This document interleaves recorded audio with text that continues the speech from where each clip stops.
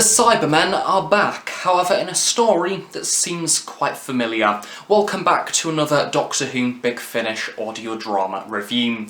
In today's review I'm going to be taking a look at one of the latest releases as a part of the March 2021 series. It is of course the Lost Stories release, The Return of the Cybermen, as originally written by Gerry Davies and adapted for Big Finish by John Dorney. This release is available to order now on the Big Finish website. The recommended retail price for the physical CD is £14.99 and the download is £12.99. There is also additional story details on the Big Finish website, as well as being able to be purchased in a bundle alongside the other 4th Doctor Lost story, The Doomsday Contract, which is available to order now. You can also check out a teaser trailer for this release, which is very cool indeed, on the Big Finish and official Doctor Who YouTube channels. Now I must admit, it is really nice to finally be able to take a look at a Doctor Who Lost story, because I've wanted to review an episode from this series now for quite some time. I originally intended on reviewing The Ultimate Evil featuring the 6th Doctor and Perry last year.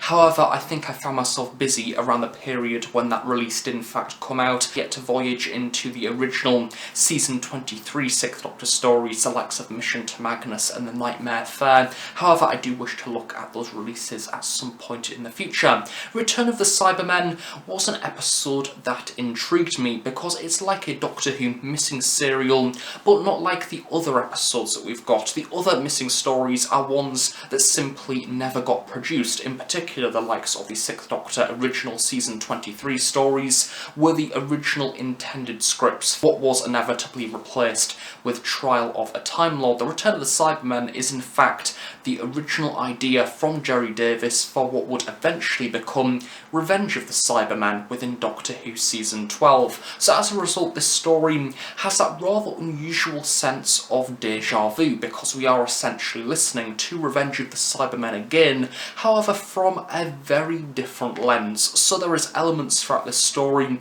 that are rather familiar, using rather similar characters to what we see on screen, with of course the same TARDIS team, but there are also some rather stark different elements in there as well. So taking a look at the production credits on the Big Finish website now, the cover artist for this release is Ryan Appling, a really stunning cover art for this release this time round, and Nicholas Briggs has a lot of involvement with this story. So he is the director, the music has been created by him, he is also the script editor, as well as the sound designer, with the executive producers also being Nicholas Briggs and Jason Haig-Ellery, and the producer for this release is David Richardson. And from a production perspective, that is very much where I would like to start off this review by talking about the overall sound design of the story, which isn't the usual place to start off with a classic series audio drama.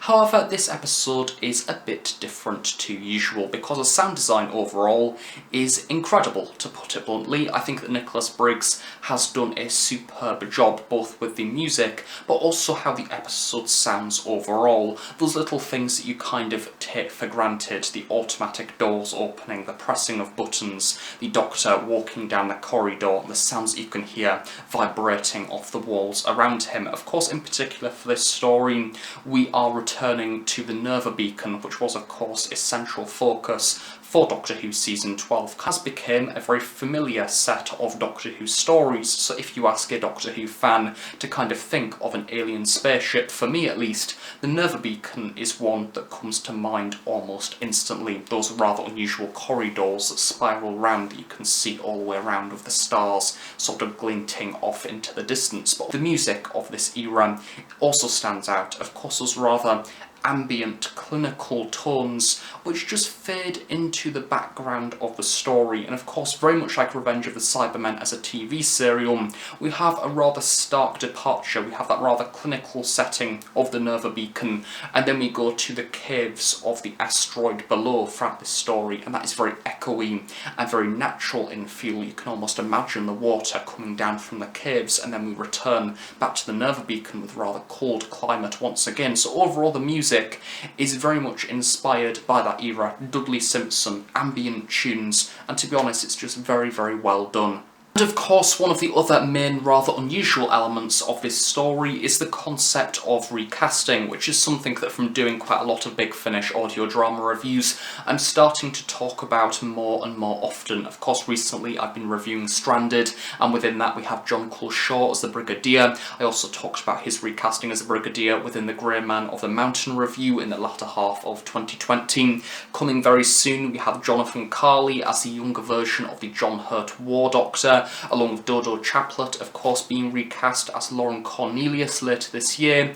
We've got lots of recastings, and it's one of those things that people either like or hate, I think. I was initially quite sceptical about it. However, I think at the end of the day, the audio drama format can work wonders. And in particular, for this release, we don't just have one character being recast, we have the entirety of the companions for this release. So starting off, we have Sarah Jane Smith, arguably the most iconic companion of them all, and possibly the most risky recasting yet, because Sarah Jane is indeed that iconic, played, as we all know, by the wonderful Elizabeth Sladen. This time round she is played by Sadie Miller. She is the daughter of Elizabeth Sladen herself, which is a lovely tribute to Sarah Jane and a lovely tribute to her mother as well. And if anybody is going to know Elizabeth Sladen and the way that she kind of portrayed her characters, it is hopefully going to be her daughter. And what you find throughout this release is that we don't just get Sarah Jane Smith, we get Sadie Miller's interpretation of Sarah Jane Smith. We get those mannerisms, those exciting little quirks, but also the serious, snappy moments to that of the Doctor and Harry as well,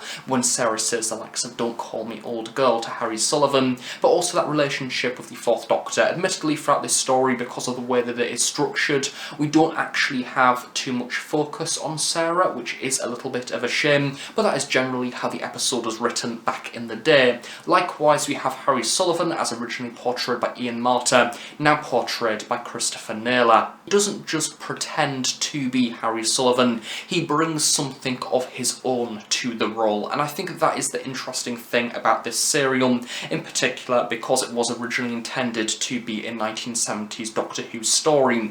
It feels almost like Doctor Who from a parallel dimension, or a reboot, where things aren't quite what they seem, a little bit of a deja vu universe, as seeing these characters brought back to life once more, and seeing new adventures within season 12 is definitely one of the highlights for this release, and something that Big Finish haven't really delved into too much before because of the TARDIS team being no longer with us. I think that Tom's presentation throughout this story also differs. We get to see that younger version of the Fourth Doctor that's a bit more excited to be out adventuring within the universe, as opposed to that more serious version that we see a little bit later on. And one of the other things about sound design for this story is that we get to see a slightly different interpretation of Cyberman voice. Of course, rather iconically throughout Revenge of the Cybermen, they're not particularly the best sounding Cybermen that we've seen throughout Doctor Who. They sound like a man with a box on his head, very much speaking like this Doctor, and it's very unusual. It doesn't sound right whatsoever. And in this story,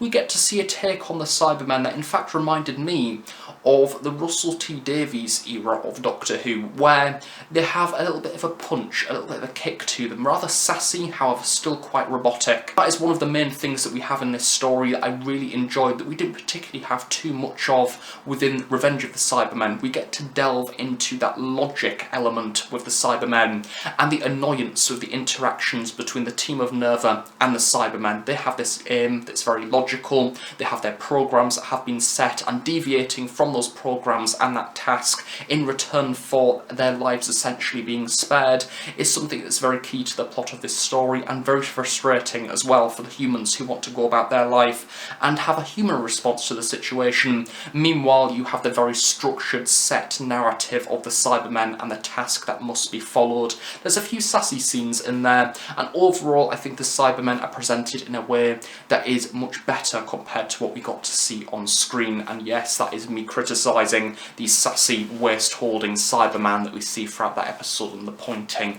which is very unusual for a Cyberman story. This one is a blend, I think. I've seen it referred to on social media as a blend as well, between new Doctor Who and new series Doctor Who of what we expect today, and kind of a traditional 1960s Cybermen story. There's a particular moment in the narrative that I am going to reveal simply because it's priceless, and I was absolutely howling for a good few minutes, and it's not even that funny, to be honest. But the Cybermen basically decide to take over Nerva early on, which is what I love about this narrative, because the thing that always confuses me with Revenge of the Cybermen is that it takes so long for the Cybermen to actually fully appear and get involved with the narrative, which would make full sense if the name Cyberman wasn't in the title of the serial. For when the Cybermen eventually appear, it's almost a big deal that they are a part of the story, even though their name is in the title. This episode is nothing to do with that. We have quickly, to the point, the Cybermen are in it, let's bring them into the story very early on, directly address that point, and more importantly,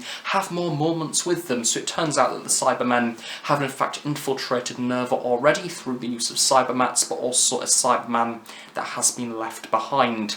And there's a funny moment where the Doctor in fact uncovers this Cyberman, and the Cyberman's utterly clueless. He doesn't really know what to do, because he didn't have it in his programming, the eventuality of him potentially being found prior to the Cyber Leader arriving on Nerva. So there's kind of a moment where he just turns around and says, we have to wait for the Cyber Leader to arrive, because I've got no idea what to do, which I found hilarious, I can't lie. It was funny, and I think the way it was written was very comedic and a delight. Again, it generated personality in this story and made it a very enjoyable listen. From a narrative perspective, I've not particularly talked about the story too much, simply because it does follow a rather similar basis to that of Revenge of the Cybermen that we see on TV. We have the asteroid that is filled with gold, and naturally the Cybermen want to wipe out the asteroid because they are allergic to gold, and it is one of the final places within the universe where there is quite a lot of gold, so they want to basically decimate the asteroid.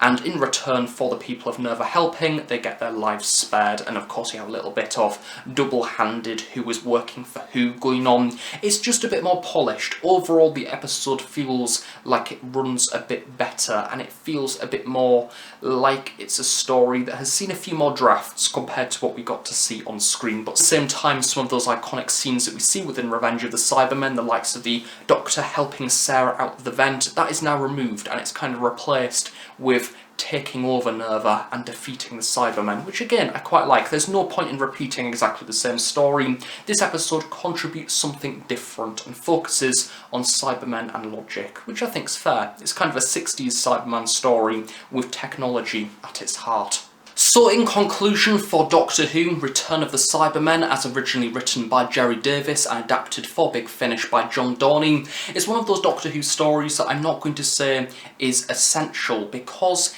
it's an oddity. I think that's the best way to describe it, because it is essentially an alternate take of an episode that no doubt you have watched time and time again, I have watched time and time again, and overall fairly familiar with. It's an enjoyable Doctor Who story, and this episode, yes indeed, does contribute a few more elements to that narrative. It does feel more polished, as I've already mentioned, and equally we get some great moments with the companions and the Doctor, and it is nice to see that younger version of the Fourth Doctor from Doctor Who Season 12. But at the same time, you are buying an episode that has existed within the archive since the 1970s, and the core basis of this story is very much true throughout this plot as well, so don't necessarily go in expecting anything grand. We still have a rather small set of Cybermen throughout this story. We still have the main format of the episode, of them returning to Nerva, having not, of course, had the TARDIS, and initially transmatting on at the very beginning of the story. All of those fundamental elements of the narrative that we've seen within the original TV story are still there, but they're kind of delivered in a way that is rehashed and polished into a slightly different episode that focuses more on the Cybermen's aim to basically destroy all of the gold on the asteroid, and equally a little bit of trust kind of backfiring with elements of the team on Nerva kind of lying to the people on the asteroid below. That's kind of the biggest element of the story that changes, where it's that relationship of the people on the asteroid are in fact linked to the people on Nerva. They can't go back because of the plague, because they need to isolate. That's the main change. So yes, overall, if you're expecting a Cyberman story that is 100% different to the TV show, I don't recommend this one. I think it's Return to Telos, perhaps. That's a Fourth Doctor story with Cybermen in. It's a bit different to usual. But yes, this one is one that I recommend to experienced Big Finish listeners that simply want to experience something that is a bit different to usual, and kind of are going in expecting a different take of Revenge of the Cybermen. It's a bit like how we have differences between the TV story and a Target novelisation. This is the audio equivalent of that. And speaking of the recast TARDIS team, of course, and the return of Doctor Who Season 12's era, I would absolutely love to see Doctor Who or Big Finish tackle an audio drama adaptation of Scratchman. Please, because it's a great story, written by Tom himself, and I think it will be interesting to see what Big Finish do with that, because it's got a lot of nice references, a lot of glorious fan service, and from what I can recall, it's got Tom Baker and the Devil himself driving a London taxi cab through hell, which who wouldn't want to see that as a Big Finish story? It would be incredible. So yes, I hope that that is on Big Finish's to-do list for the future. So thank you very much for watching this review. I really hope you have enjoyed it. Do of course stay tuned on The Host Productions for brand new Doctor Who content each and every week. Have a nice day. I shall see you all next time. Bye for now.